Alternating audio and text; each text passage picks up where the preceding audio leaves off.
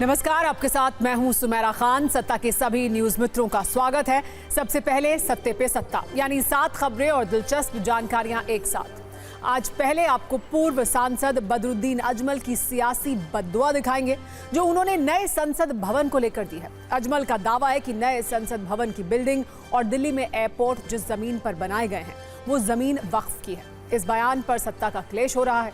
फिर बहराइच में 2 आरोपियों के एनकाउंटर पर सियासी फायरिंग वाली खबर है। दावा है कि सरफराज और तालीम पुलिस की गिरफ्त से नेपाल भागने की कोशिश कर रहे थे। इसी दौरान पुलिस ने गोली चलाई जो इनके पैर में लगी, लेकिन अखिलेश यादव ने इस एनकाउंटर पर सवाल उठाए हैं। फिर कनाडा के प्रधानमंत्री जस्टिन ट्रूडो से मिलेगा, जिनके झूठ के चर्चे इस वक्त पूरी दुनिया में हैं। ट्रूडो ने कहा है कि उन्होंने निज्जर की हत्या को लेकर भारत पर जो आरोप लगाए थे उसका कोई सबूत उनके पास नहीं है। इस पर भारत ने ट्रूडो की कूटनीतिक धुलाई भी की है, वो भी देखेंगे। इसके बाद एक कुंजी हरियाणा में नायब सिंह सैनी की सत्ता पर, जिन्होंने लगातार दूसरी बार मुख्यमंत्री पद की शपथ ली। इसके अलावा अनिल विज समेत 13 मंत्रियों ने भी शपथ ली। लेकिन कैसे नायब सैनी की इस सरकार में सत्ता के सामाजिक संतुलन वाले संदेश हैं, ये नोट कीजिएगा। एक बड़ी खबर चंडीगढ़ से, जहां आज एनडीए शासित राज्यों के मुख्यमंत्रियों की बैठक हुई। इसमें नेशनल डेवलपमेंट के एजेंडे पर मंथन हुआ, साथ ही संविधान के अमृत महोत्सव और आपातकाल पर भी चर्चा हुई। इस मीटिंग को एनडीए के शक्ति प्रदर्शन के तौर पर भी देखा जा रहा है। आपके लिए एक जरूरी खबर भी है। भारतीय रेलवे ने एडवांस टिकट बुकिंग के नियमों में बदलाव कर दिया है। पहले टिकट बुकिंग यात्रा से 120 दिन पहले शुरू होती थी, अब इसे घटाकर 60 दिन कर दिया गया है। नया फैसला 1 नवंबर 2024 से लागू होगा। और बेंगलुरु टेस्ट का पहला दिन न्यूजीलैंड के नाम रहा और टीम इंडिया की हालत खराब रही। भारत की टीम पहली पारी में सिर्फ 46 रन पर ऑल आउट हो गई। उसके बाद दिन का खेल खत्म होने तक न्यूजीलैंड ने 3 विकेट पर 180 रन बनाए और 134 रन की बढ़त ले ली। लेकिन इस वक्त जो बड़ी खबर आ रही है, इजराइल हमास वॉर जोन से इस वक्त की बड़ी जानकारी ये मिल रही है कि गाजा में हमास के ठिकाने पर इजराइल ने भीषण अटैक किया है और हमास चीफ याह्या सिनवार के मारे जाने की खबर आ रही है। ये अपने आप में एक बहुत बड़ी खबर है। याह्या सिनवार के मारे जाने की खबर है। हमास चीफ सिनवार के मारे जाने की जानकारी इजरायली डिफेंस फोर्स द्वारा दी जा रही है। इजरायली हमले में हमास के 3 लड़ाकों की मौत हुई है। मारे गए लड़ाकों में सिनवार के होने का शक भी जाहिर किया जा रहा है। सिनवार के मारे जाने की जांच कर रहा है इजरायली डिफेंस फोर्स। हमारे साथ मनीष झा जुड़ गए हैं, हमारे संवाददाता, इस पर और ज्यादा जानकारी के लिए। मनीष, सिनवार का मारा जाना अपने आप में एक बहुत बड़ी खबर है। क्या जानकारी इजरायली डिफेंस फोर्स द्वारा दी गई है इस संदर्भ में? बिल्कुल, देखिए, ऐसा लगता है कि इजरायल ने अपने सबसे बड़े दुश्मन, वो व्यक्ति जिसे लेकर इजरायल हमेशा ये कहता रहा है कि वो 7 अक्टूबर का मास्टरमाइंड था, यानी जिसके कहने पर 7 अक्टूबर को हमास के लड़ाकों ने इजरायल में नरसंहार किया था, कत्लेआम किया था, उसके मास्टरमाइंड याह्या सिनवार को, जिसे पिछले 1 साल से लगातार इजरायल की पूरी एजेंसी पूरी ताकत के साथ तलाश रही थी, उसे मार गिराया गया है। ऐसी खबर आ रही है। आईडीएफ का कहना है कि 3 लोग एक बिल्डिंग में थे और सिनबेट को और आईडीएफ को जानकारी मिली, वहां पर स्ट्राइक किया गया, 3 आतंकी मारे गए, ऐसा आईडीएफ का कहना है। और साथ ही आईडीएफ का कहना है कि वो 3 लोग कुछ फर्जी कागजात के साथ थे, कुछ कैश उनके पास से बरामद हुआ है, वहां पर कोई हॉस्टेज नहीं था। और जब उनको मार गिराने में सफलता मिली है तो अब उसकी आइडेंटिटी को कंफर्म किया जा रहा है और बहुत हद तक वो पॉजिटिव है, यानी कि अभी 100% नहीं, लेकिन मोर देन 75% वो इस बात को लेकर कंफर्म है कि वो 3 लोग जो मारे गए हैं उसमें एक हमास का जो चीफ है याह्या सिनवार, क्योंकि हमारे दर्शकों को याद होगा कि हमास के चीफ इस्माइल हानिया की ईरान में मौत के बाद उसके बाद नई जिम्मेदारी याह्या सिनवार को दी गई थी और अब हमास के चीफ याह्या सिनवार का भी खात्मा हो गया है। ये इजराइल डिफेंस फोर्स द्वारा जानकारी दी जा रही है और ये बड़ी उपलब्धि इजरायली डिफेंस फोर्स की होगी, क्योंकि वो अभी पुष्टि करने की कोशिश कर रहे हैं इस पर। लेकिन एक और बड़ी खबर आपको बता दें कि इजरायली सेना ने बॉडी को अपने कब्जे में ले लिया है। पहचान के लिए डीएनए जांच की जाएगी, यानी पूरी तरह से पुष्टि की जाएगी इस बात की कि ये याह्या सिनवार का ही शव है। हमारे साथ इस पर सुमित चौधरी जुड़ गए और ज्यादा जानकारी के साथ। सुमित, डीएनए जांच भी की जाएगी, यानी अभी इजरायली डिफेंस फोर्स द्वारा कहा जा रहा है कि याह्या सिनवार ही है जो मारा गया है, लेकिन पूरी तरह से पुख्ता जानकारी दुनिया के सामने रखना चाहती है इजरायली डिफेंस फोर्स, क्योंकि उनके जो दावे हैं उसको लेकर फिर अलग तरह के बयान भी सामने आएंगे।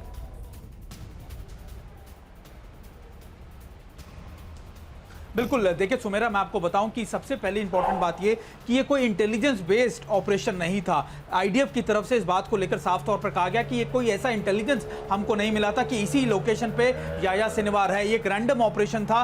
खासतौर पर उस रैंडम ऑपरेशन में जब उन्होंने एलिमिनेट किया, आईडीएफ की टीम मौके पर पहुंची तो देखा उसमें जो सिमिलैरिटीज नजर आ रही थी वो याया सिनवार से मिलती जुलती नजर आ रही थी। 4 बड़ी ऐसी चीजें जो उन्होंने पहली नजर के अंदर उसमें पाई वो था उसका जो फेस स्ट्रक्चर था याया सिनवार की तरह बिल्कुल मिलता था। और आपको पता है कि हर इंटेलिजेंस या फिर हर आईडीएफ की टीम के साथ कुछ इनपुट होता है जो उन चीजों को बताता है कि आखिरकार ये कमांडर कौन था। तो निश्चित तौर पर उसके दांतों का स्ट्रक्चर, उसके फेस का स्ट्रक्चर, उसके चेहरे पर कुछ निशान, ये कई ऐसी सिमिलैरिटीज थी जो इंडिकेट किया गया आईडीएफ को, इंटेलिजेंस एजेंसीज को कि ये याया सिनवार पॉसिबल होने की पूरी जानकारी है। उसके बाद ये बात तेल अवीव में बताई गई। तेल अवीव की तरफ से पुष्टि की गई कि इस बॉडी को आप अपने साथ लेकर आइए और उसी के बाद आईडीएफ की टीम ने इस बॉडी को अपने साथ लेकर तेल अवीव गई है। कहा जा रहा है कि वहां उसका ना सिर्फ डीएनए टेस्ट होगा बल्कि यह भी जांचा परखा जाएगा कि ये जो स्ट्रक्चर है, क्योंकि याया सिनवार के बारे में बहुत सी जानकारी इजराइल फोर्सेस के पास है, तो निश्चित तौर पर उन इनपुट्स के साथ वो मैच करेंगे और उसी के बाद ये कंफर्मेशन करेंगे। लेकिन एक बड़ी उपलब्धि इसलिए है क्योंकि एक तरफ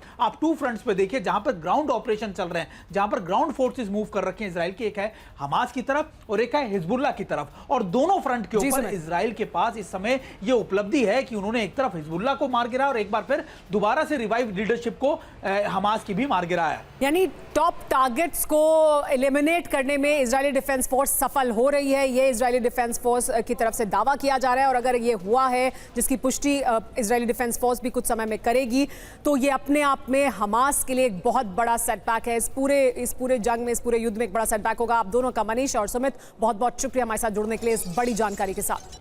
सत्ता में, लेकिन अब बात करते हैं देश के नए संसद भवन की, जिसकी जमीन को लेकर राजनीतिक विवाद शुरू हो चुका है। हालांकि राजनीतिक विवाद से ज्यादा ये विशेष पार्टी और विशेष गुट से जुड़े लोगों की सुनियोजित और सोची समझी रणनीति लग रही है, जिस पर क्लेश शुरू हो चुका है। इस विवाद की शुरुआत की है मौलाना बदरुद्दीन अजमल ने। इनका नाम आपने पहले भी सुना होगा। वैसे तो ये सांसद रह चुके हैं, असम में जमीयत उलेमा के प्रमुख हैं, all India United democratic front के नेता भी हैं। इनका लंबा राजनीतिक परिचय है, लेकिन इनकी मुख्य विशेषता विवादित बयान है। हेट स्पीच को लेकर हमेशा ये हेडलाइंस में रहते हैं। आज भी अपने रिकॉर्ड को इन्होंने कायम रखा है। अब नए संसद भवन को लेकर बयान दिया है। आप जानिए उन्होंने क्या कहा है, उसके बाद इसकी पूरी सच्चाई बताएंगे। आप बदरुद्दीन अजमल का पूरा बयान सुनिए। हमने 15 साल 16 साल में रहा हूँ, हर तरफ एक ही आवाज था कि पार्लियामेंट भी खुद, और आप लोग रिसर्च करेंगे मिलेगा, वक्फ की प्रॉपर्टी का लिस्ट आज पूरी दुनिया में आ चुका है। उस पार्लियामेंट है वो खुद भी पूरा का पूरा इलाका, वसंत विहार का पूरा इलाका, एयरपोर्ट तक, यहाँ तक के बहुत से लोग कहते हैं कि एयरपोर्ट भी यही वक्फ की प्रॉपर्टी के ऊपर बनाया गया। अभी साउथ इंडिया में, जी हाँ, साउथ इंडिया में चंद्रबाबू नायडू के यहाँ कौन चीफ मिनिस्टर है नहीं मालूम, उनके यहाँ भी उन्होंने एयरपोर्ट नया बनाया। वक्फ की प्रॉपर्टी के ऊपर कोई परमिशन नहीं दिया, जो मर्जी आ रहा है वो कर रहे हैं। इसलिए इस सब के ऊपर मुसीबत आएगी, वो खुद देखेंगे, उनकी सरकारें जाएगी। यानी बदरुद्दीन अजमल का दावा है कि भारत में नई संसद की इमारत वक्फ की जमीन पर बनी है। उनका दावा है कि संसद का पूरा इलाका वक्फ की जमीन पर बना है। उन्होंने लोकेशन बताते हुए कहा है कि दिल्ली में वसंत विहार का पूरा इलाका एयरपोर्ट तक वक्फ बोर्ड की जमीन पर है। उन्होंने ये भी कहा कि दक्षिण भारत में एक नया एयरपोर्ट वक्फ प्रॉपर्टी पर बना है, इजाजत भी नहीं ली गई है। इन सब पर मुसीबत आएगी और इनकी सरकारें जाएंगी। यानी बदरुद्दीन वक्फ की संपत्ति के मुद्दे पर सियासी बद्दुआ दे रहे हैं। यहाँ बदरुद्दीन अजमल ने दावा तो किया, लेकिन अपने दावे के पक्ष में कोई नया सॉलिड रिसर्च पेश नहीं किया, कोई सबूत नहीं दिया, अपनी बात को सही साबित करने के लिए कोई दस्तावेज भी नहीं दिखाया। बदरुद्दीन अजमल के इस बयान का पूरा संदर्भ वक्फ संशोधन बिल से जुड़ा है। उन्होंने ये बयान वक्फ बिल पर नाराजगी जाहिर करते हुए दिया है। उन्होंने ये भी कहा कि सभी धर्मनिरपेक्ष राजनीतिक दलों ने इस बिल की समीक्षा के लिए गठित संयुक्त संसदीय समिति का बहिष्कार किया है और दावा किया कि 5 करोड़ लोगों ने जेपीसी को संदेश भेजकर इस बिल का बहिष्कार करने की अपील की है। बदरुद्दीन अजमल ये कहने की कोशिश कर रहे हैं कि वक्फ संशोधन बिल पर पूरा देश नाराज है, लेकिन उनके विरोधी दलों के नेता इससे सहमत नहीं हैं। आपको बता दें कि वक्फ बिल पर बनी जेपीसी की बैठक में सोमवार और मंगलवार को खूब हंगामा हुआ था। अब शब्दों वाली भाषा का प्रयोग करने के आरोप लगे थे। विपक्षी सांसदों ने ओम बिरला को चिट्ठी लिखकर अपनी शिकायत भी दर्ज कराई थी। अब बदरुद्दीन के बयान के बाद विपक्षी दल अपने सियासी समीकरणों के हिसाब से जुबानी हमले कर रहे हैं।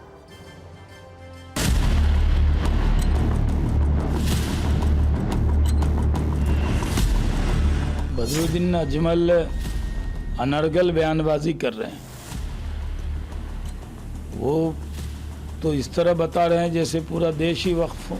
उनको इस तरह अनर्गल बयानबाजी, गैर जिम्मेदाराना बयान नहीं देना चाहिए। बदरुद्दीन अजमल साहब एक जिम्मेदार इंसान है, मेंबर ऑफ पार्लियामेंट रह चुके हैं।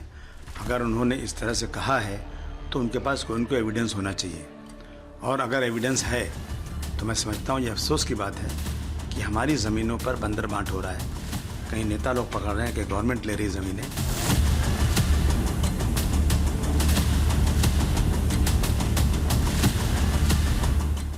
जो वो बयान दे रहे हैं उससे तो ये साबित हो रहा है कि वक्फ बोर्ड ने प्रॉपर्टीज़ पर कब्जे कर रखे हैं।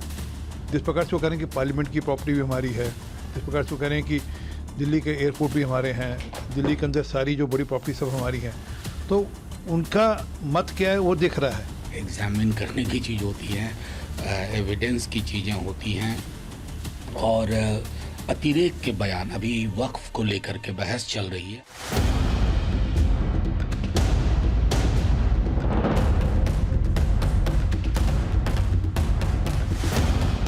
बदरुद्दीन अजमल खुद तो अपनी सीट नहीं बचा पाए, और चर्चा में बने रहने के लिए बड़ी बड़ी बातें करना बहुत गंभीरता से इनके बयानों को ले भी नहीं रहा है। वक्फी संपत्तियों पर बीजेपी के लोगों की निगाह है, रक्षा की संपत्तियों पर हुई, रेल की संपत्तियों को हुई, अब वक्फी संपत्तियों पर भी है।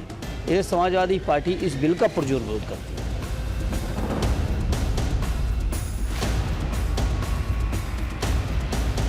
कागज नहीं दिखाएंगे, हम कागज पर नहीं जाएंगे, हम मुंह से बोल करके करेंगे, और हम जो जमीन का उपयोग कर लिए वह जमीन हमारी हो गई, तो यह मानसिकता तो टूटेगी ही। मौलाना बदरुद्दीन अजमल के दावे बिल्कुल वक्फ बोर्ड की तरह अनोखे हैं। आज आपको वक्फ बोर्ड के 10 ऐसे दावों के बारे में बताने जा रहे हैं जिन पर बड़ा विवाद है। ऐसे ही दावों के कारण वक्फ बोर्ड कई बार विवादों में घिरा। उस पर आरोप लगे कि वो अपनी ताकत का गलत इस्तेमाल कर रहा है।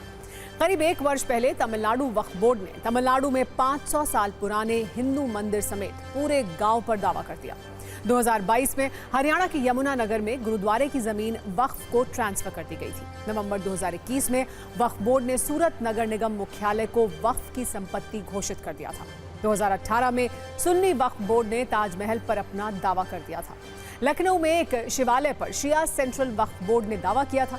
2022 में ज्ञानवापी मस्जिद को वक्फ की संपत्ति बताया गया था। 2021 में वक्फ बोर्ड ने बेट द्वारका में 2 द्वीपों पर दावा किया था। जनवरी 2024 में वक्फ बोर्ड का हल्द्वानी में रेलवे की जमीन पर दावा था। अकबरुद्दीन ओवैसी ने कहा कि हैदराबाद में आईटी पार्क विकसित करने की आड़ में वक्फ की जमीन बहुराष्ट्रीय कंपनियों को सौंप दी गई। इसके अलावा 2024 में दिल्ली हाईकोर्ट ने वक्फ के 132 संपत्तियों को अवैध माना था। बदरुद्दीन अजमल ने वक्फ की जमीन की बात की है तो इसकी संपत्तियों के बारे में आज आपको जरूर जानना चाहिए। एक हकीकत यह है कि भारत में वक्फ बोर्ड के पास इतनी जमीन है कि दुनिया के करीब 50 देश जमीन के मामले में उससे छोटे पड़ जाएंगे। देश में वक्फ बोर्ड के पास 8.5 लाख संपत्तियां हैं जो कुल 9,40,000 एकड़ में फैली हुई हैं। यहाँ पर नोट करने वाली बात यह है कि पिछले 15 वर्षों में वक्फ बोर्ड की संपत्ति दोगुनी हो चुकी है। अगर भारत में जमीनी शक्ति के संदर्भ में समझें तो देश में सबसे ज्यादा जमीन भारतीय सेना के पास है जो कि 18 लाख एकड़ में फैली हुई है। इसके बाद भारतीय रेलवे के पास 12 लाख एकड़ की जमीन है और फिर 9 लाख एकड़ की जमीन देश के अलग अलग वक्फ बोर्ड के पास है। इसमें यूपी नंबर 1 पर है। यूपी वक्फ बोर्ड के पास 1,24,735 संपत्तियां हैं। कर्नाटक वक्फ बोर्ड के पास 33,147 संपत्तियां हैं। तेलंगाना वक्फ बोर्ड के पास 32,158 संपत्तियां हैं। यानी 8.5 लाख संपत्तियों में से करीब 2 लाख संपत्तियां तो इन्हीं तीनों राज्यों में हैं। बहराइच हिंसा के आरोपियों और पुलिस के बीच एक एनकाउंटर हुआ है जिसके बाद विपक्ष काफी गुस्से में है। वो सरकार पर फर्जी एनकाउंटर के जरिए डराने का आरोप लगा रहा है। बहराइच में रामगोपाल मिश्रा की हत्या के मामले में पुलिस का एक्शन और राजनीतिक रिएक्शन दोनों है। पहले पुलिस के एक्शन की बात करते हैं, फिर राजनीतिक रिएक्शन भी देखेंगे। बहराइच हिंसा के 6वें दिन पुलिस ने अब तक 5 आरोपियों को गिरफ्तार किया है, जिसमें से 2 आरोपियों के साथ पुलिस का एनकाउंटर हुआ। दरअसल पुलिस उस हथियार की तलाश कर रही थी जिसे रामगोपाल मिश्रा पर गोली चलाई गई थी। पुलिस और एसटीएफ आरोपियों की निशानदेही पर नेपाल बॉर्डर से 20 किलोमीटर पहले स्थित नानपारा पहुंचे थे। पुलिस का दावा है कि सरफराज और तालिब भी पुलिस के साथ थे। दोनों ने यही हथियार छिपा कर रखे। हथियार पहले से लोडेड थे और हथियार ढूंढने के दौरान सरफराज और तालीम ने पुलिस पर गोली चलाई और नेपाल भागने की कोशिश की। पुलिस ने सरेंडर करने के लिए कहा, लेकिन जब वो नहीं माने तो पुलिस की जवाबी फायरिंग में तालीम और सरफराज के पैर में गोली लगी। पुलिस ने ये पूरा घटनाक्रम बताया है। पुलिस ने इस मामले में जिन 5 आरोपियों को गिरफ्तार किया है उनके नाम हैं मोहम्मद फ़हीम, मोहम्मद तालीम उर्फ तालिब, मोहम्मद सरफराज, अब्दुल हमीद और मोहम्मद अफजल। पुलिस और हिंसा के आरोपियों के बीच हुए एनकाउंटर की खबर के बाद सियासी फायरिंग शुरू हो गई। यूपी सरकार पर विपक्ष के नेताओं के हमले अचानक बढ़ गए। समाजवादी पार्टी के अध्यक्ष अखिलेश यादव ने कहा कि सरकार नाकामी छिपाने के लिए एनकाउंटर कर रही है, जबकि यूपी कांग्रेस के अध्यक्ष अजय राय ने कहा कि सरकार शुरू से ही फर्जी एनकाउंटर करा रही है। सरकार की तरफ से इन्हें जवाब कैबिनेट मंत्री ओपी राजभर ने दिया। इन्होंने कहा कि गोली चलाने वालों पर फूलों की बारिश नहीं होगी। कुल मिलाकर एनकाउंटर पर दोनों तरफ से स्कोर सेटल किया जा रहा है। इस बीच असदुद्दीन ओवैसी ने सोशल मीडिया पर लिखा है कि बहराइच हिंसा के आरोपियों का पुलिस से एनकाउंटर का सच जानना मुश्किल नहीं है। योगी की ठोक देंगे नीति के बारे में सब जानते हैं। गाजीपुर से समाजवादी पार्टी के सांसद अफजाल अंसारी ने बहराइच मामले को सीएम योगी के बटेंगे तो कटेंगे वाले नारे से जोड़ा। तो अजमेर शरीफ दरगाह के सरवर चिश्ती ने कहा कि झंडे उखाड़ेंगे, भगवा लहराओगे तो क्या फूल बरसेंगे। मौलाना मदनी का कहना है कि हर क्रिया की प्रतिक्रिया होती है।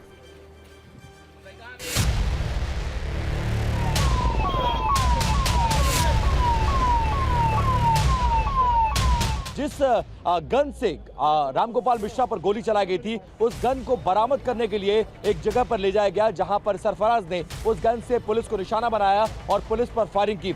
जवाबी फायरिंग में पुलिस ने सरफराज और उसके एक साथी तालिब के पैर में गोली मारी है और नानपारा के इलाके में, जो कि बहराइच से लगभग 42 किलोमीटर दूर पड़ता है, वहां पर इस मुठभेड़ को अंजाम दिया गया है। और उसके बाद अब उन दोनों को घायल अवस्था में बहराइच के इसी जिला अस्पताल में लाया गया है, जहां पर आप इस वक्त देख सकते हैं कि भारी संख्या में पुलिस बलों को तैनात किया गया है। मोहम्मद सरफराज उर्फ रिंकू और मोहम्मद तालिम उर्फ सबलू, इनकी निशानदेही पे जब पुलिस की टीम नानपारा क्षेत्र में मर्डर वेपन की रिकवरी के लिए गई तो वहां पे इन्होंने मर्डर वेपन को लोडेड हालत में रखा हुआ था, जिसको लेकर पुलिस पर फायर किया गया। पुलिस ने अपनी आत्मरक्षा में जवाबी फायरिंग की, जिसमें इन दोनों को गोली लगी है। इस घटना में संलिप्त सभी अभियुक्तों के खिलाफ रासुका के तहत एवं अन्य ठोस कार्रवाई जल्द ही अमल में लाई। इनकाउंटर, हाफ इनकाउंटर ये डराने के लिए हैं। आप मुझसे ना नाम बताते ना कुछ बताते, तब भी मैं कह सकता था कि इनकाउंटर किसका किया इन्होंने। इनकाउंटर करना और नफरत को बढ़ावा देना, ये सरकार को नया तरीका मिल गया है काम करने का।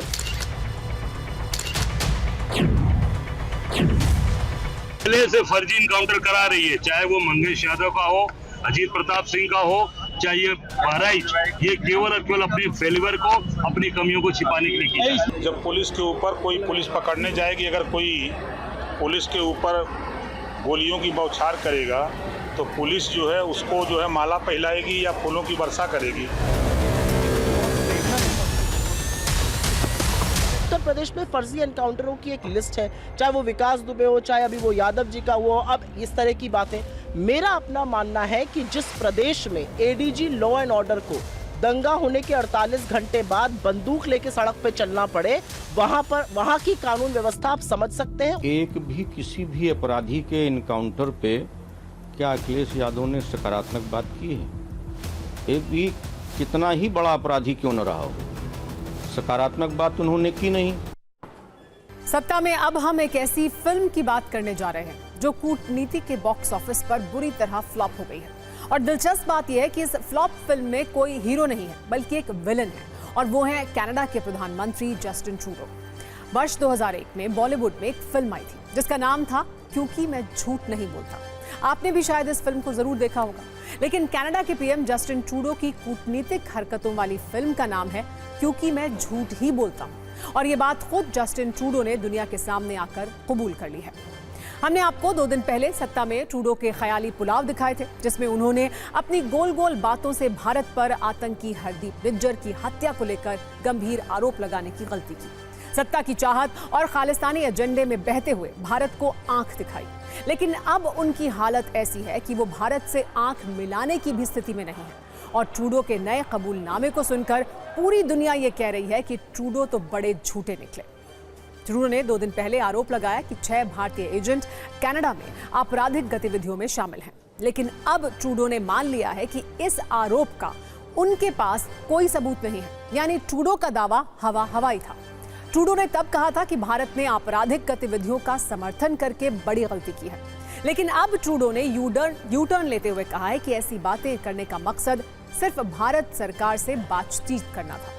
खालिस्तान प्रेम में ट्रूडो ने यह भी कह दिया कि कनाडा ने निज्जर की हत्या की जांच में भारत से सहयोग मांगा था, पर उनकी मांग को भारत ने ठुकरा दिया। लेकिन इस आधारहीन बयान के बाद ट्रूडो ने कहा है कि भारत और कनाडा को मिलकर काम करने की जरूरत है।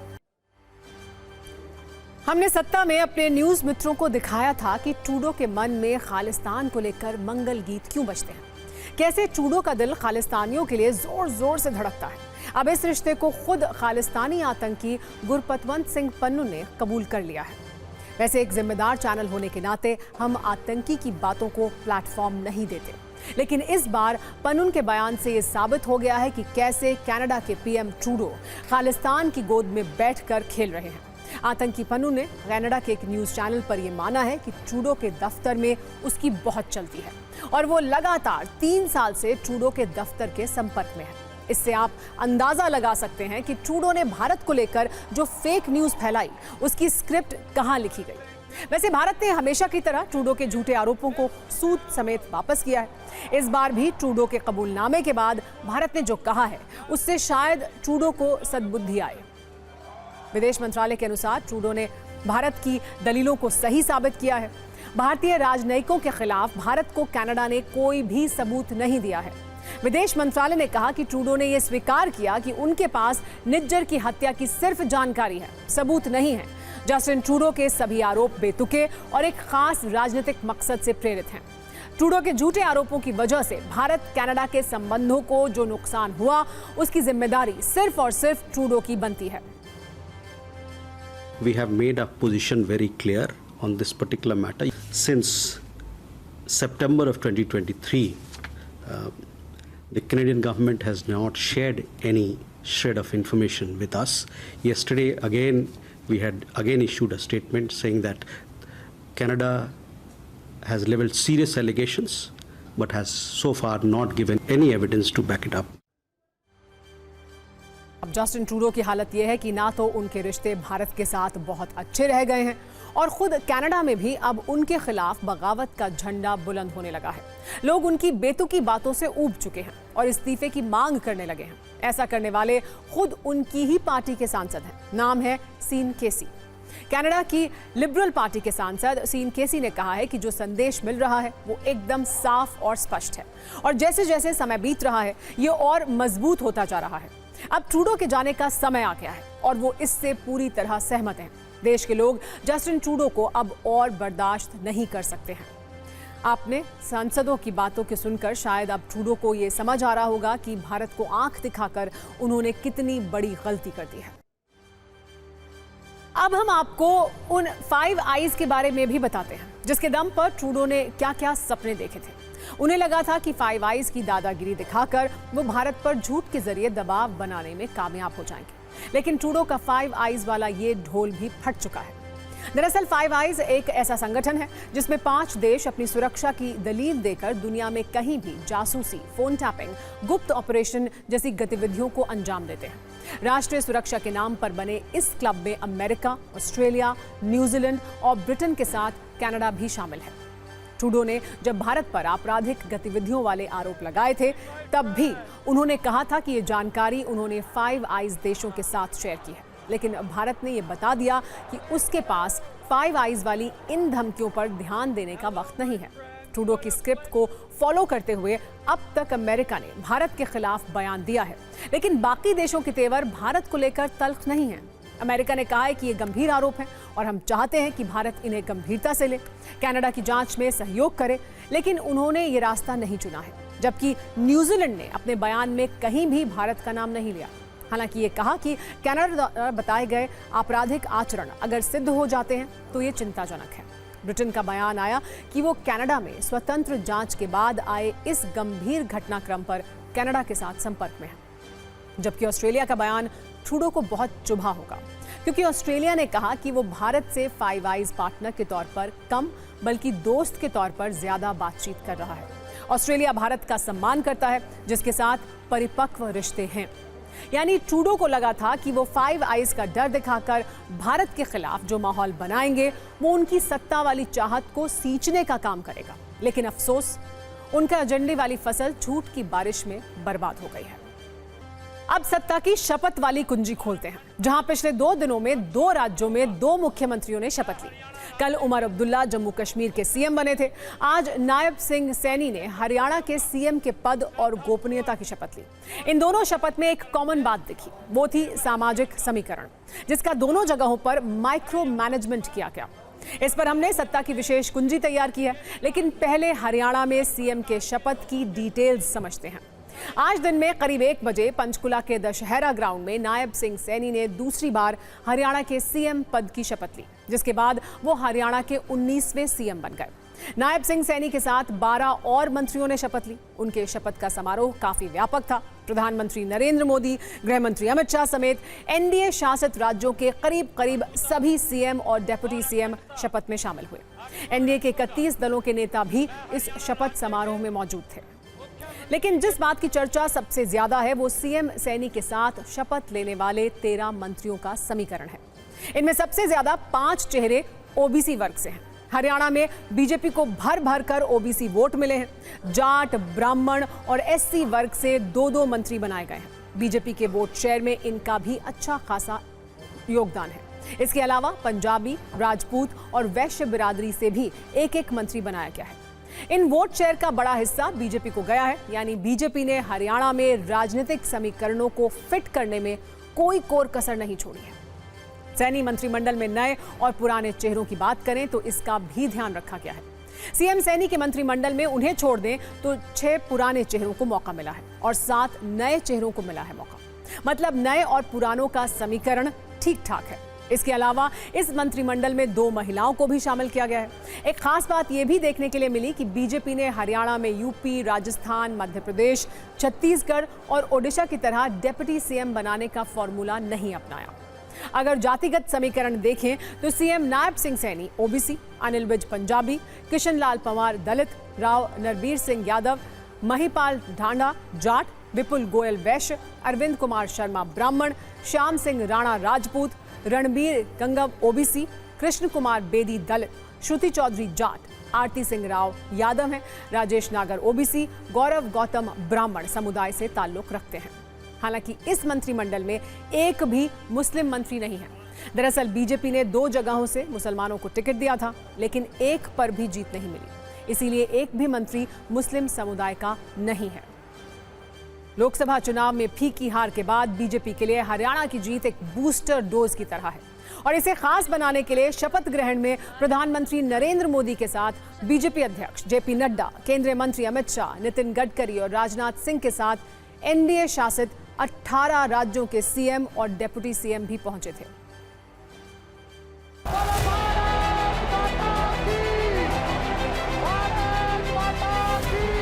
नायब सिंह सैनी ईश्वर की शपथ लेता हूं कि मैं विधि द्वारा स्थापित भारत के संविधान के प्रति सच्ची श्रद्धा और निष्ठा रखूंगा।